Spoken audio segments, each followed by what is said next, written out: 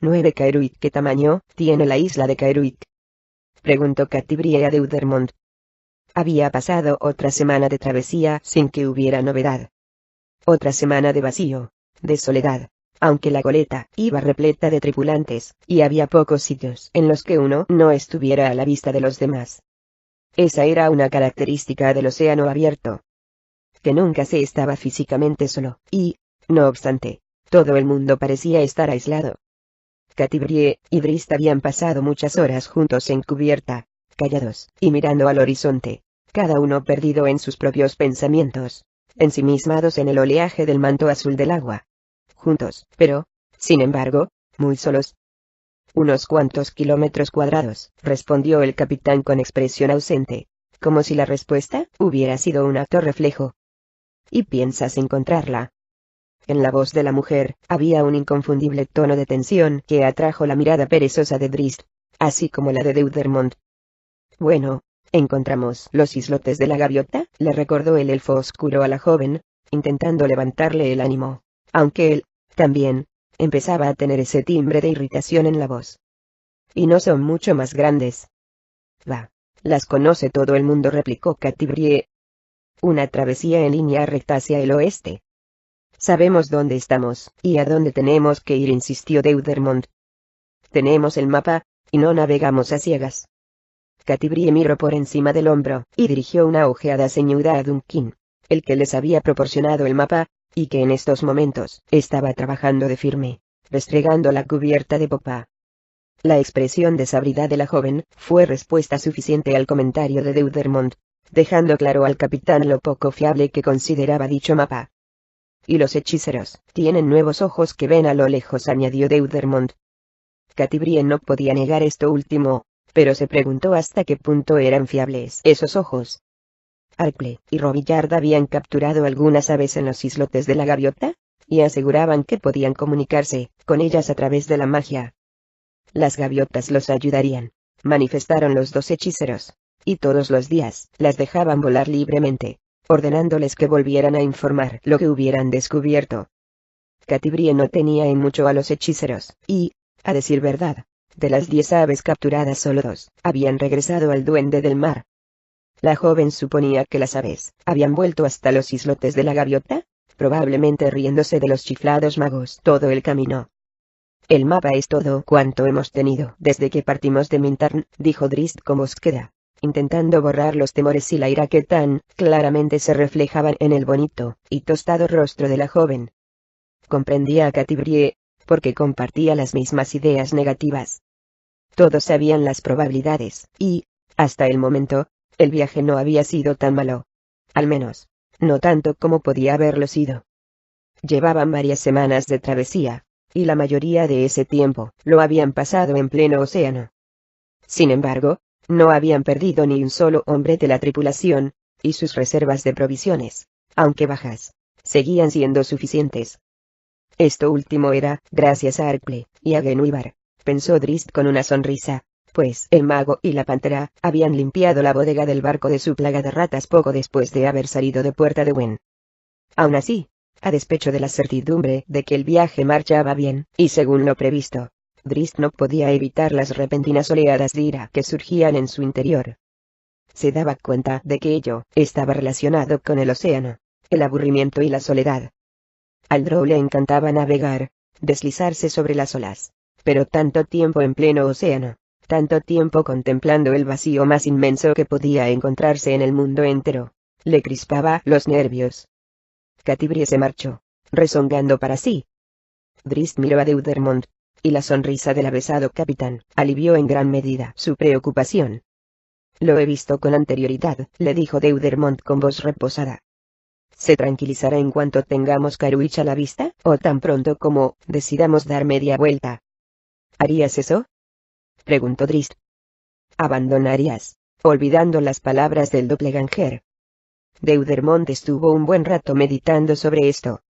«He venido porque creo que es mi destino», respondió al cabo. «Sea cual sea el peligro que me amenaza, quiero enfrentarme a él cara a cara, con los ojos bien abiertos. Pero no arriesgaría mi tripulación más de lo necesario».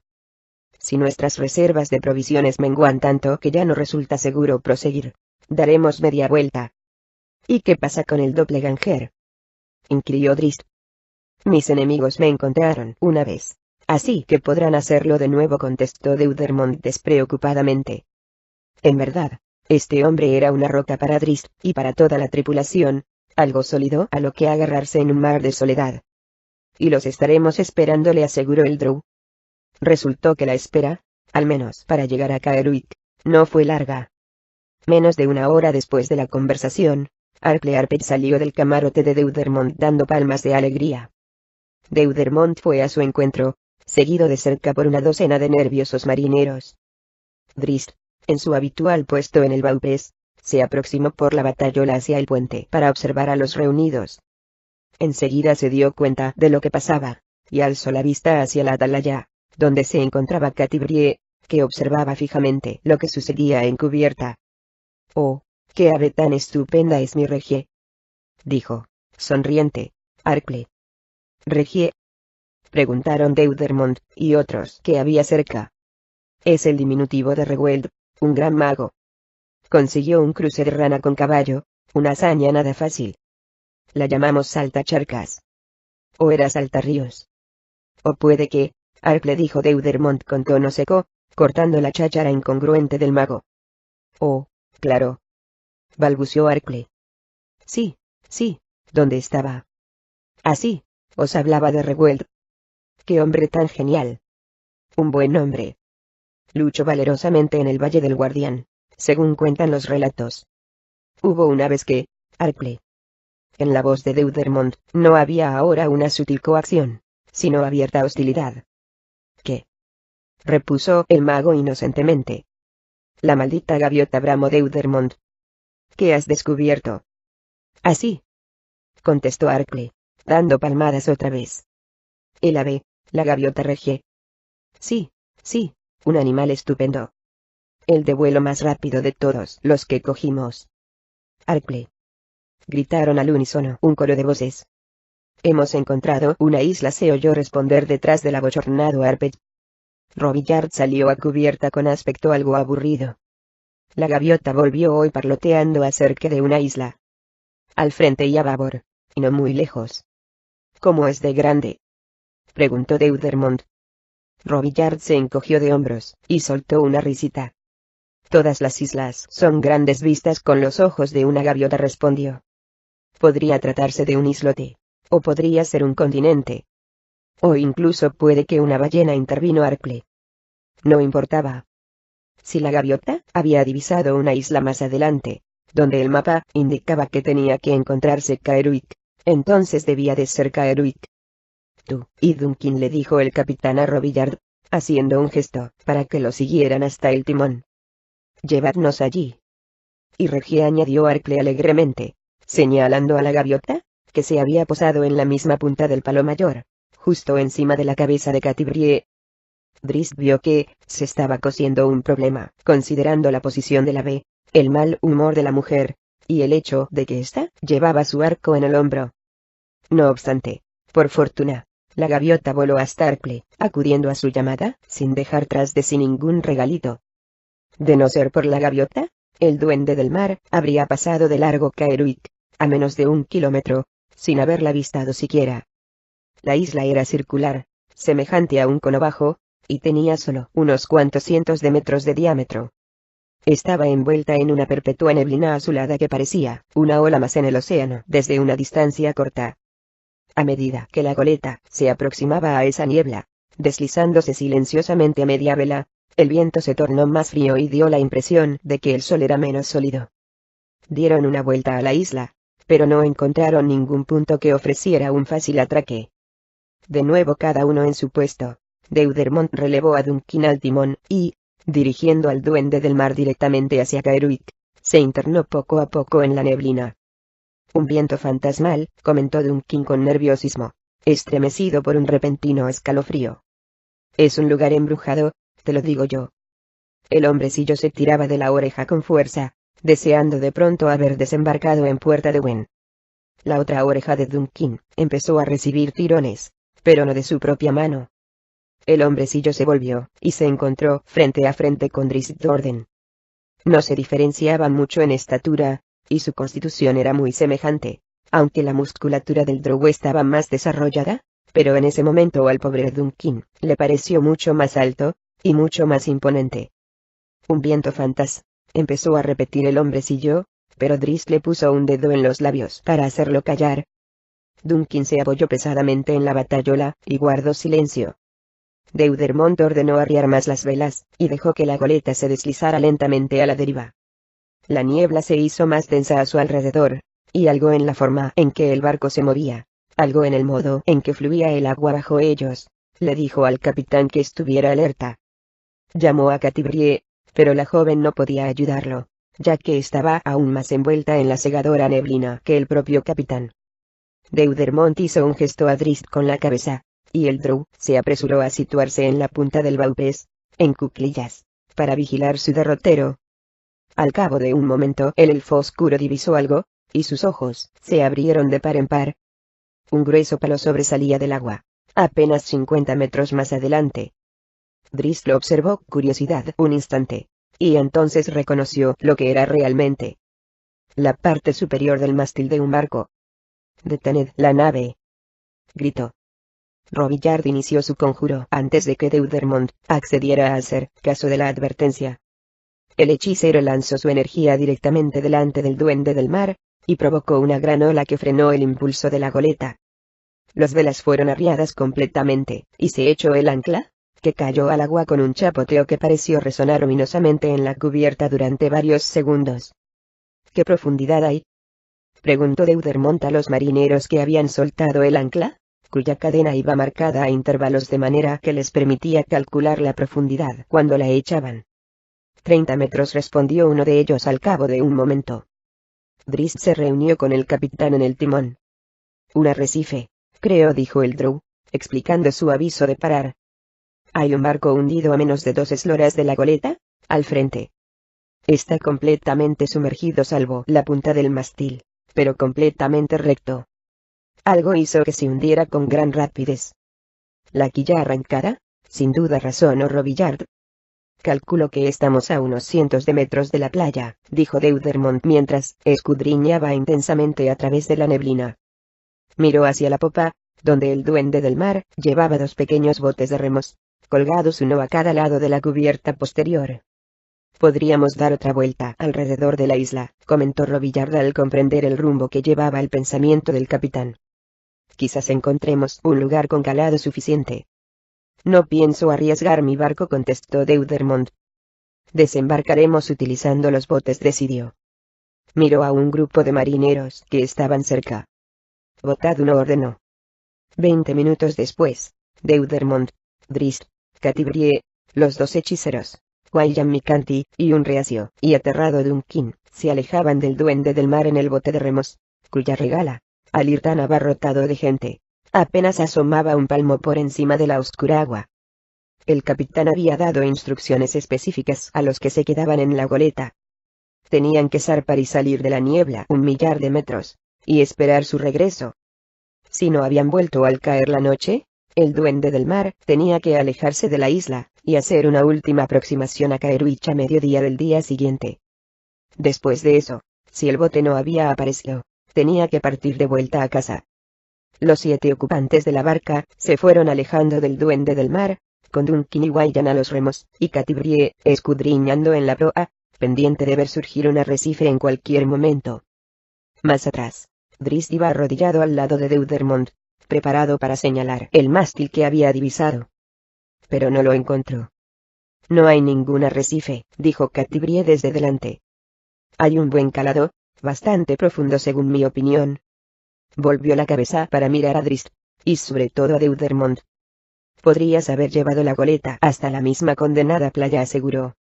Deudermont miró al drow, que escudriñaba intensamente a través de la niebla mientras se preguntaba dónde estaba el mástil.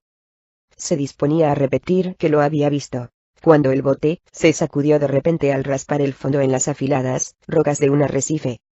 Se tambalearon y chocaron entre sí, y podrían haberse quedado atorados allí de no ser por un conjuro de Robillard que transportó a los 2 hechiceros, a Deudermont, y a Catibrie, flotando sobre las crujientes traviesas de la barca, en tanto que Drizzt, Duncan y Wayland seguían, bogando en el aligerado bote con toda clase de precauciones. Así que hasta la misma playa, no, comentó Drizzt a Catibrie. El arrecife no estaba ahí antes, insistió la joven, que llevaba más de 4 años como vigía en la goleta, y cuya vista tenía la reputación de ser una de las más penetrantes en la Costa de la Espada. Así que, se preguntó, ¿cómo era posible que hubiera pasado por alto un arrecife tan evidente? Sobre todo cuando era eso exactamente lo que estaba buscando. Al cabo de unos instantes, Arcle, que iba en la popa del bote, soltó un grito de sobresalto, y los demás se volvieron hacia él, y vieron el mástil de un barco que sobresalía del agua justo al lado del hechicero. Ahora todos los otros, en especial Drizzt, abrigaban las mismas dudas que Catibrie. Habían estado a punto de topar con el mástil, así que, ¿cómo es que no lo habían visto? Duncan empezó a darse fuertes tirones de la oreja. Un efecto óptico de la niebla, opinó Deudermont con voz tranquila. Demos una vuelta alrededor del mástil. La orden cogió a los demás por sorpresa. Duncan sacudió la cabeza, pero Wayland le palmeó el hombro. Dale al remo, ordenó Wayland. Ya has oído al capitán. Catibrie se inclinó sobre el costado del bote, llevada por la curiosidad de descubrir algo más sobre el naufragio, pero la niebla se reflejaba en el agua, interponiendo un velo gris cuyos secretos no podía penetrar. Por fin, Deudermont renunció a obtener alguna información del naufragio, y ordenó a Wayland y a Duncan que bogaran directamente hacia la isla. Al principio, Duncan asintió con un ansioso cabeceo, feliz de salir del agua. Después, al pensar en su punto de destino, alternó el manejo del remo con tirones en su oreja. El oleaje no era fuerte, pero sí la corriente, que empujaba en sentido contrario al bote, haciendo que éste avanzara muy lentamente. La isla estuvo a la vista poco después, pero durante varios minutos dio la impresión de estar flotando al frente, justo fuera de su alcance. Remad con fuerza, ordenó Deudermont, aunque sabía que eso era exactamente lo que los dos hombres estaban haciendo, tan ansiosos como él de acabar de una vez con esta situación. Por último, el capitán miró tímidamente a Robillard, y el hechicero, tras soltar un suspiro de resignación, metió la mano en uno de los profundos bolsillos, buscando los componentes para un conjuro. Todavía en la proa, Catibrie seguía escudriñando atentamente la playa a través de la niebla en busca de alguna señal de que hubiera habitantes. No consiguió nada. La isla estaba demasiado lejos, considerando la densa niebla. Entonces, la joven bajó la vista hacia la oscura agua. Vio candelas encendidas. Una mueca de desconcierto crispó el semblante de Catibrie. Alzó la vista y se frotó los ojos, y luego volvió a mirar el agua. No cabía la menor duda. Había velas encendidas bajo el agua. Espoleada su curiosidad, la mujer se inclinó más, y observó con intensidad. Por fin distinguió una forma, sosteniendo la luz más próxima. Catibrie dio un respingo, y se echó hacia atrás bruscamente. Los muertos, dijo, aunque su voz fue apenas un susurro. No obstante, la brusquedad de sus movimientos había sido suficiente para atraer la atención de los demás. Entonces se incorporó de un brinco al tiempo que una mano, negra e hinchada, agarraba la regala del bote. Duncan, que tenía la vista clavada en Catibrie, gritó al ver que la joven desenvainaba su espada. Drizzt se puso de pie y pasó a trompicones entre los dos remeros. Catibrie vio salir del agua la parte superior de la cabeza del fantasma. Un rostro esquelético, horrendo, asomó a un costado del bote. Casidea se descargó con fuerza, si bien no golpeó en nada, salvo en la regala de la barca, y se hundió en los maderos hasta casi el nivel del agua. ¿Qué haces?, gritó Duncan. Drizzt, que había llegado junto a Catibrie, se preguntó lo mismo. No había señal alguna del fantasma, solo la espada de la joven embebida profundamente en el tablazón del bote. Bogad hacia la playa, deprisa, gritó Catibrie. Drizzt la miró intensamente, y después escudriñó el agua. ¿Velas?, preguntó, al reparar en las extrañas luces. Aquella simple palabra avivó el miedo en Deudermont, Robillard, Wayland y Duncan que, siendo marineros, conocían los relatos de los fantasmas del mar, al acecho bajo las olas. sus hinchados cuerpos indicados por velas ultraterrenas. «¡Qué bonito!», dijo el atolondrado Arcle, asomándose por la borda. «Llevadnos a la playa», gritó Deudermont, pero no era necesario que lo dijera, ya que Wyllan y Duncan remaban con todas sus fuerzas. Robillard estaba sumido en la ejecución de un hechizo, y creó una gran ola justo detrás del pequeño bote que lo levantó sobre su cresta, y lo empujó rápidamente hacia la playa. El impulso de la ola hizo perder el equilibrio a Catibrie, que cayó hacia atrás en el bote, y estuvo a punto de tirar a Drizzt al agua. Arcle, encantado con las velas, no tuvo tanta suerte. Al tiempo que la ola se hinchaba, alzándose justo por encima de la contracorriente, cayó por la borda. El bote continuó desplazándose, veloz, hacia adelante y encalló bruscamente en la playa. Entre las olas, a 10 metros de la orilla, Arcle, empapado, se puso de pie. Una docena de figuras, grotescas e hinchadas, se erguían a su alrededor. «Oh, hola», empezó el amistoso Arpegg, y entonces los ojos casi se le salieron de las órbitas. «Ah, ah», chilló al tiempo que vadeaba hacia la playa, dificultado por la resaca. Catibrie ya se había incorporado, y encajaba una flecha en Taulmaril. Apuntó con rapidez, y disparó. Arcle chilló de nuevo cuando la flecha pasó zumbando a su lado. Después oyó el nauseabundo impacto del proyectil y el chapoteo del cadáver al caer al agua, y comprendió que él no era el blanco de la mujer. Otra flecha siguió a la primera casi de inmediato, y derribó al zombi que estaba más cerca del mago. Al llegar a aguas menos profundas, Arcle se liberó de las algas que tenía enredadas en el cuerpo, y que le entorpecían los movimientos, y enseguida dejó atrás al resto de los zombis. Acababa de salir del agua, dejando tras de sí unos cuantos palmos de húmeda arena, cuando escuchó el fragor de unas llamas, y miró a su espalda. Una cortina de fuego lo separaba del agua y de los zombis. Corrió el resto del camino playa arriba para reunirse con los otros 6 junto al bote, y darle las gracias a Robillard. Estrechó con tantas fuerzas al hechicero que éste perdió la concentración y la cortina de fuego desapareció. Donde antes había 10 zombis, ahora había una veintena, y muchos más empezaban a levantarse del agua y las algas. «Bien hecho», dijo Robillard secamente. Catibrie volvió a disparar, y acabó con otro zombi. Robillard movió los dedos de una mano, y un rayo de energía verdosa salió disparado de cada uno de ellos. 3 alcanzaron a un zombi en una rápida sucesión, y lo tiraron al agua. 2 pasaron zigzagueantes, y abrazaron al siguiente monstruo, a quien también derribaron. «Muy poco creativo», comentó Arcle. «¿Acaso sabes hacerlo mejor?», replicó Robillard con el ceño fruncido. Arpegg chasqueó los dedos con gesto indignado, aceptando el desafío. Drizzt y los demás tenían prestas las armas, pero se quedaron detrás, conscientes de que no debían atacar a sus enemigos, habiendo por medio magia y hechiceros. Incluso Catibrie, después de hacer otro par de disparos, bajó el arco y dejó todo el protagonismo a los 2 magos y su competición. «Este me lo enseñó un encantador de serpientes de Calimsan», proclamó Arcle. Lanzó un trocito de bramante al aire, y entonó una salmodia con tono destemplado y chillón. Un alga larga cobró vida obedeciendo su llamada, se levantó como una serpiente, y de inmediato se enroscó en torno al zombi que había más cerca, y lo arrastró bajo las olas. Arcle sonrió de oreja a oreja. Robillard resopló con desdén. «¿Solo uno?», preguntó, y se lanzó a la ejecución de otro hechizo, dando vueltas, brincando y esparciendo escamas metálicas al aire. Después se paró y giró sobre sí mismo con fuerza al tiempo que impelía una mano hacia la orilla. Unas esquirlas de metal, brillante y al rojo vivo, salieron lanzadas, cobraron velocidad por sí mismas, y descargaron una andanada en medio de los zombis. Varios resultaron alcanzados, y los fragmentos de metal ardiente se hincaron en ellos con tenacidad, atravesando por igual algas y restos de ropas, piel putrefacta y huesos. Un instante después, un puñado de repulsivos zombis se desplomaba. «Oh, un sortilegio sencillo», se mofó Arcle, que respondió al encantamiento de Robillard, sacando una pequeña varita metálica con la que apuntó hacia el agua.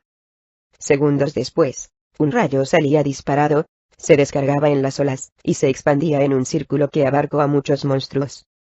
Qué raro, incluso cómico, resultaba aquel espectáculo. El cabello de los zombies se puso de punta, y los horrendos autómatas, con sus movimientos agarrotados, empezaron un extraño baile en el que daban vueltas desplazándose hacia aquí y hacia allí antes de desaparecer bajo las olas, girando como trompos grotescos. Cuando hubo acabado, el número de zombies había quedado reducido a la mitad, aunque seguían levantándose más a todo lo largo de la playa. Arkley sonrió de oreja a oreja, y volvió a chasquear los dedos. Un sortilegio sencillo, comentó. Socarrón. En efecto, rezongó Robillard. Para entonces, Catibrie había aflojado la cuerda del arco, y sonreía, divertida de verdad al mirar a sus compañeros.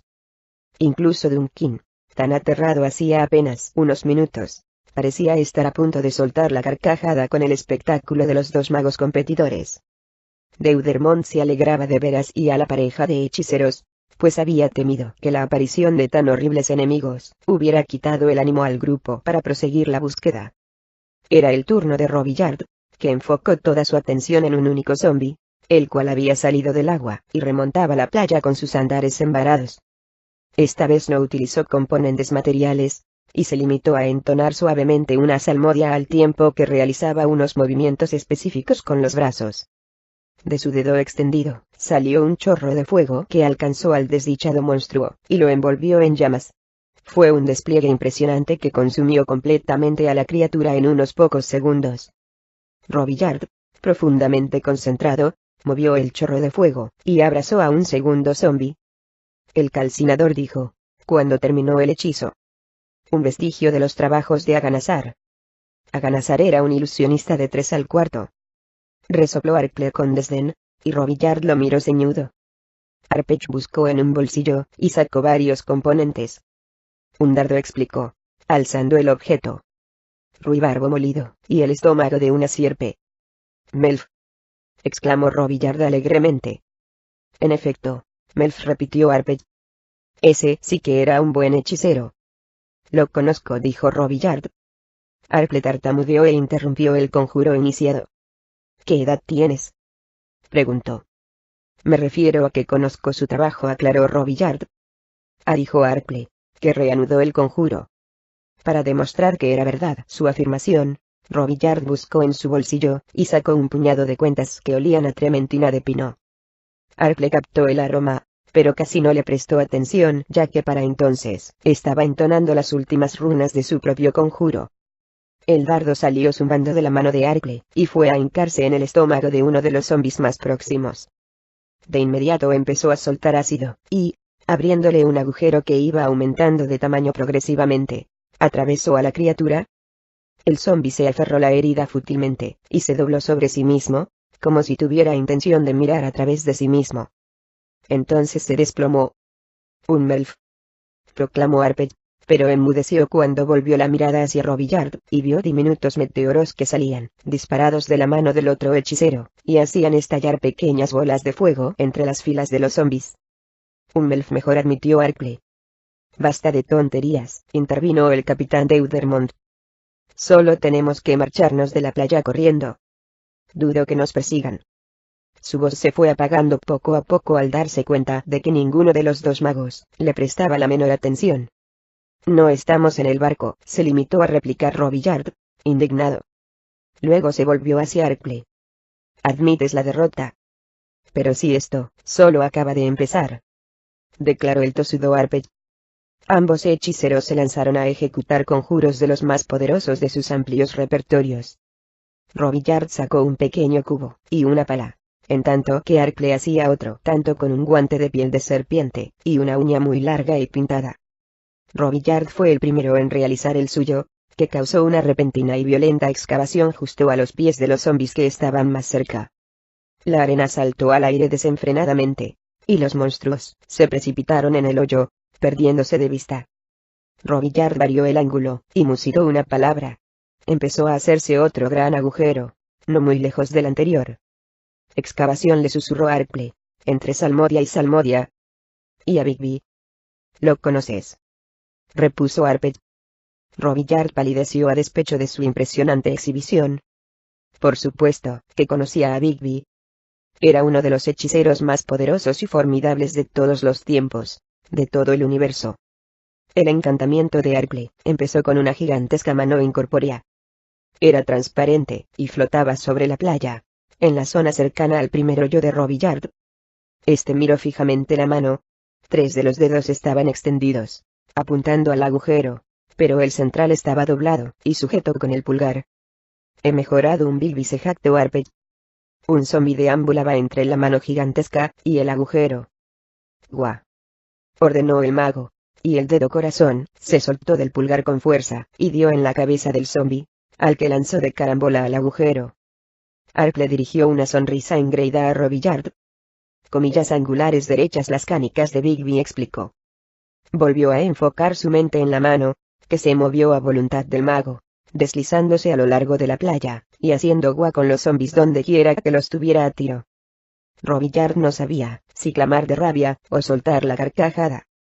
Arpey era bueno, tenía que admitirlo. Muy bueno. Pero no estaba dispuesto a perder la partida. Sacó un diamante, una gema que le había costado más de 1000 monedas de oro. Otiluque, dijo, desafiante, refiriéndose a otro de los legendarios y poderosos magos cuyos trabajos eran materias principales en los estudios de cualquier hechicero. Ahora le tocó a Arklay ponerse pálido, pues apenas tenía conocimientos del legendario Otiluque. Al pensar en el coste del diamante, y en el número de sus monstruosos enemigos que tan rápidamente se iba reduciendo, Robillard se preguntó si realmente valía la pena. Chasqueó los dedos al ocurrírsele una idea, volvió a guardar el diamante en el bolsillo, y en su lugar sacó una fina lámina de cristal. Otiluque repitió, eligiendo otra variación del mismo hechizo. Realizó el encantamiento, y, al punto, a todo lo largo de la playa las olas se congelaron, dejando incrustados en la gruesa capa de hielo a todos los zombis que todavía no habían salido del agua. Oh, bien hecho, admitió Arklay mientras Robillard se sacudía las manos en un gesto de superioridad, como si se las limpiara de los zombis y de Arklay. Los hechizos habían limpiado la playa de enemigos, por lo que, aparentemente, la competición había terminado. Pero Arklay no podía permitir que Robillard dijera la última palabra. No de ese modo. Contempló a los zombis que se debatían bajo el hielo y luego dirigió una mirada feroz al otro mago. Con deliberada lentitud, rebuscó en su bolsillo más oculto y sacó un frasquito de cerámica. Superheroísmo, explicó. ¿Has oído hablar de Tenser? Robillard se puso el índice en los labios fruncidos. Oh, sí, dijo un instante después. Por supuesto, el logo de Tenser.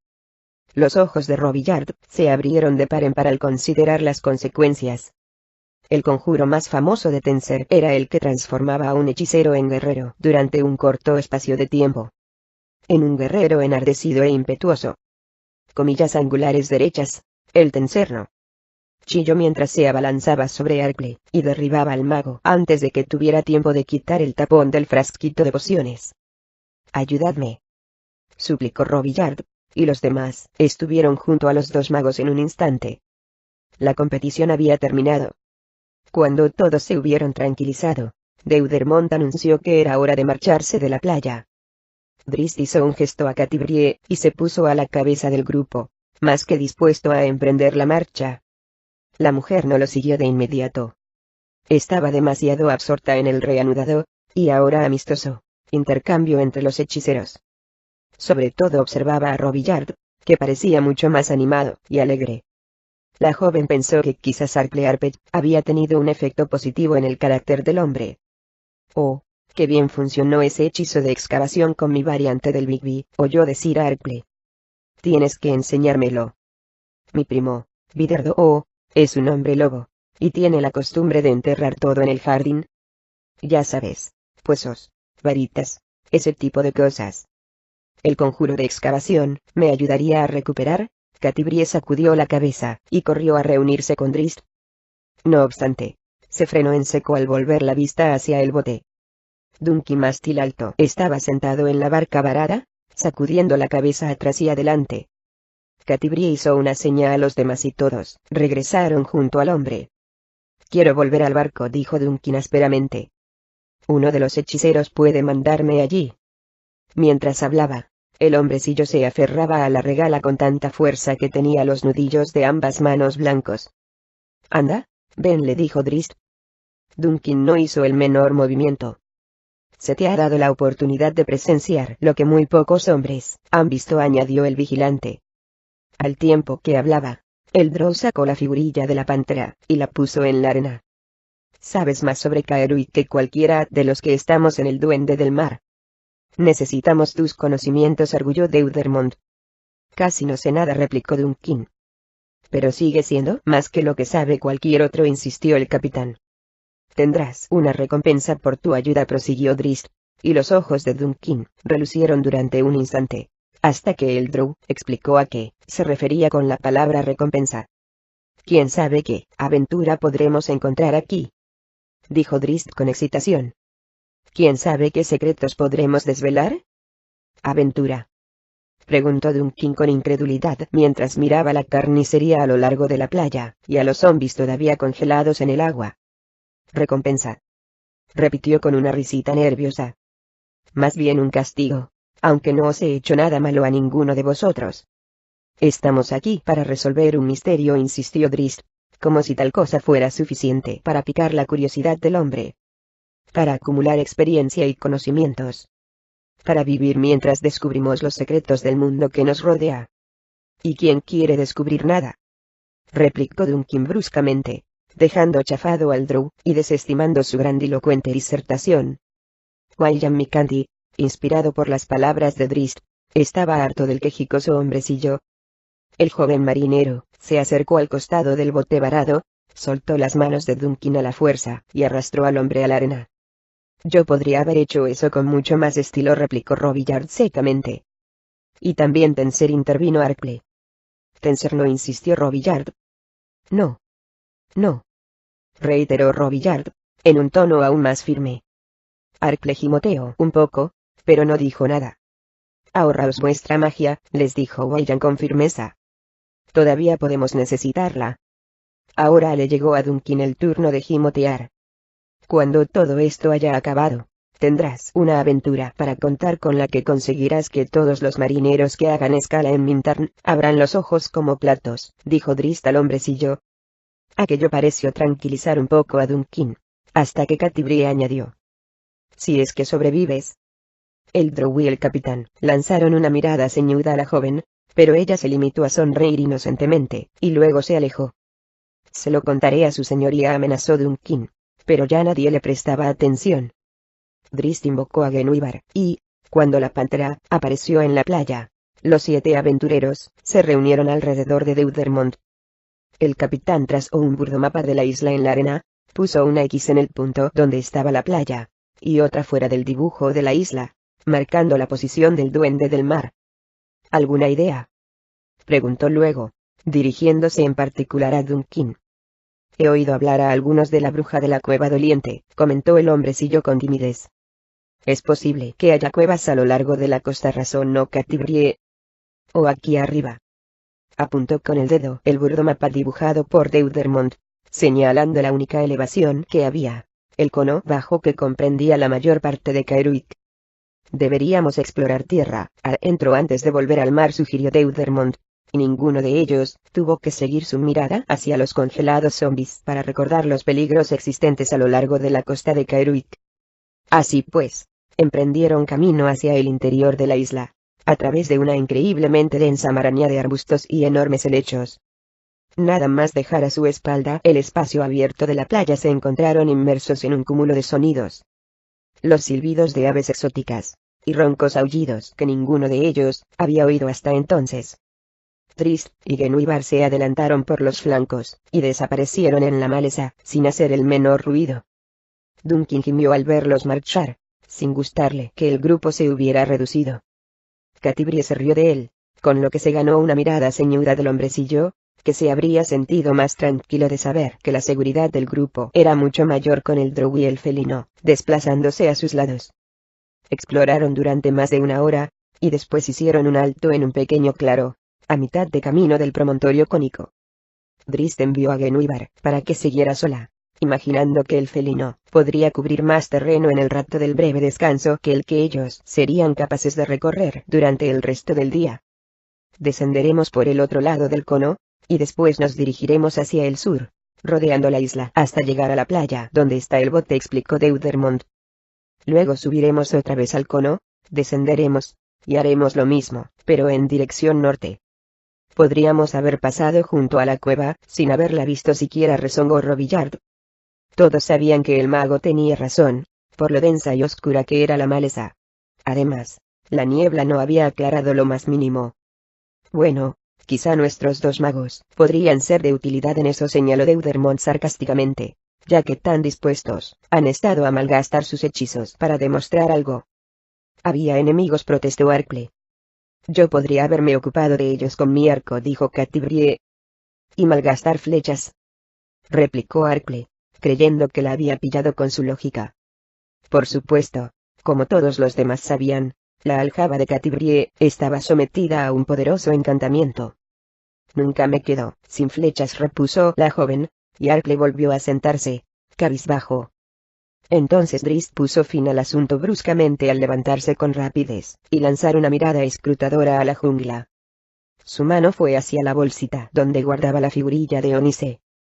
Catibrie se puso de pie de un salto al tiempo que cogía a Taulmaril, y los demás también se levantaron rápidamente. —¿Genuibar? —preguntó la mujer. Drist asintió con la cabeza. Algo le había ocurrido a la pantera, pero no estaba seguro de qué habría sido.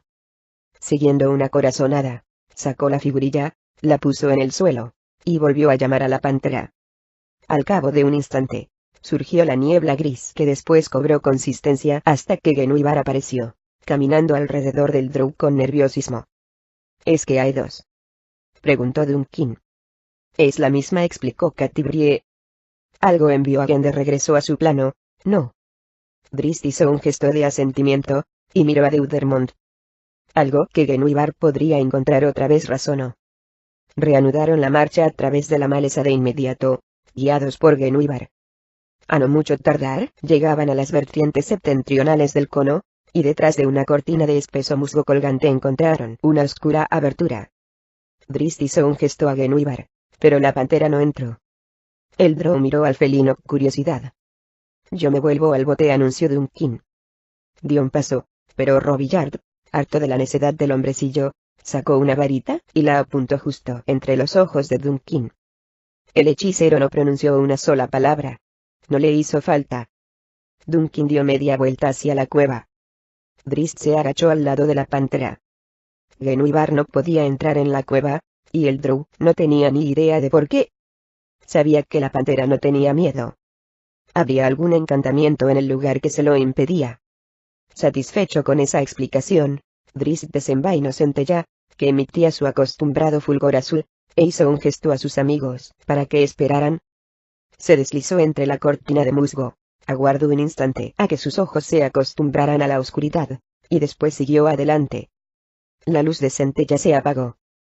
Drist se agazapó a un lado, detrás de la protección de una roca. Advirtió que no se desplazaba con la rapidez habitual, ya que las tobilleras mágicas no lo estaban ayudando. No funciona ningún tipo de magia, razonó, y entonces comprendió claramente por qué Genuibar no podía entrar. El drow se volvió para salir, pero se encontró con que sus impacientes amigos ya habían ido tras él. En los rostros de Arcle y de Robillard había una expresión curiosa. Catibrie estrechó los ojos intentando ver en la oscuridad, mientras que con una mano tanteaba el ojo de gato, la gema mágica engastada en una diadema que llevaba sobre la frente, y que, de manera repentina, había perdido sus poderes que la permitían ver en la oscuridad. —Se me han olvidado todos mis hechizos —dijo Arcle en voz alta, levantando ecos en las desnudas paredes de la gran cueva. Robillard le puso la mano en la boca. —Chis. Siseó el mago a su compañero. Cuando pensó en lo que había dicho Arcle, sin embargo, Robillard tuvo su propio arrebato. —A mí también —exclamó, y entonces se tapó la boca él mismo. —Aquí no funciona la magia —les dijo Drist. Por eso Genuibar no podía entrar. Tal vez fuera eso lo que la hizo volver a su plano —añadió Catibrie. La conversación se interrumpió bruscamente, y todas las cabezas se volvieron para mirar a Wei Yan cuando la luz de una antorcha improvisada brilló con fuerza.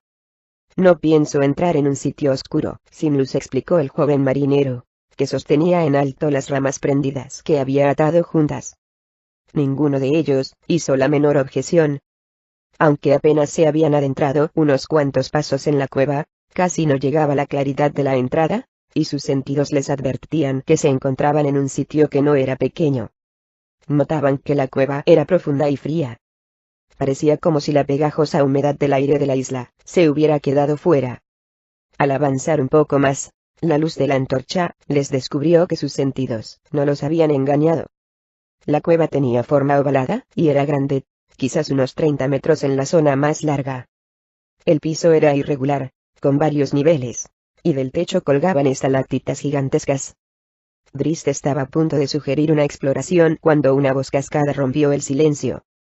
¿Quién busca mi conocimiento? Se oyó decir en la parte posterior de la gruta, donde parecía haber una plataforma rocosa, a unos 3,5 metros por encima del nivel donde se encontraba el grupo. Todos ellos estrecharon los ojos en la penumbra. Catti-brie aferró con fuerza a Taulmaril, preguntándose si sería tan efectivo ahora que no poseía magia. Duncan se volvió hacia la puerta, y Robillard sacó su varita, aunque la mirada del mago estaba prendida al frente, en la plataforma pedregosa. El hombrecillo vaciló, pero entonces recordó que el mago no podía hacer nada contra él aquí dentro. ¿Quién busca mi conocimiento? Sonó de nuevo la voz cascada. Duncan salió corriendo al exterior a través de la cortina de musgo. Todos volvieron la cabeza hacia la salida al mismo tiempo. Dejadlo ir, dijo Deudermont. El capitán cogió la antorcha a Valjean y avanzó lentamente, seguido por los otros 5. Drizzt, siempre precavido, avanzó por las sombras proyectadas por la pared de la cueva.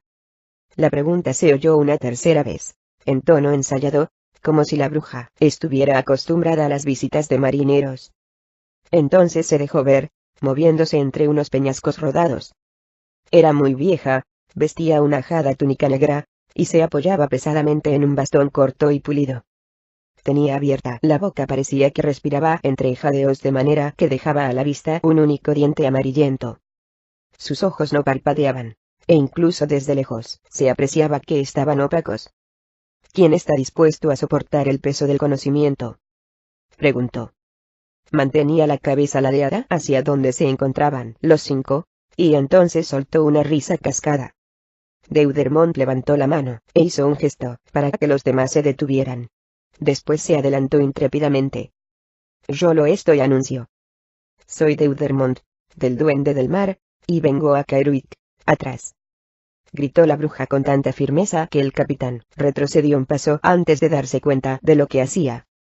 Catti-brie tensó su arco un poco más, pero lo mantuvo bajo, sin hacer gestos amenazadores. Comillas angulares derechas, esto no es para ti, ni para ninguno de los otros hombres, explicó la vieja. Todos los ojos se volvieron hacia Catti-brie. Es cosa de 2, y solo de 2, prosiguió la bruja con un tono rítmico en su cascada voz, como si estuviera recitando un poema épico. No es para ningún varón cuya piel se broncee con la luz del sol. La obvia referencia hizo que los hombros de Drizzt se hundieran. Salió de las sombras un instante después, y miró a Catti-brie, que parecía tan deprimida como él ante la repentina certeza de que esto, una vez más, estaba relacionado con Drizzt, que a Deudermont casi lo habían matado en aguas profundas, y que el Duende del Mar y su tripulación estaban en peligro, a miles de kilómetros de sus rutas habituales, por culpa de su origen. Drizzt enfundó las cimitarras, y se dirigió hacia la joven. Juntos, pasaron al lado del estupefacto capitán, y se adelantaron para situarse ante la bruja ciega. Saludos, renegado de Daermon Nases Vaernon, dijo la vieja, refiriéndose al antiguo nombre familiar de Drizzt, un nombre que muy pocos fuera de Mensober Ransan conocían.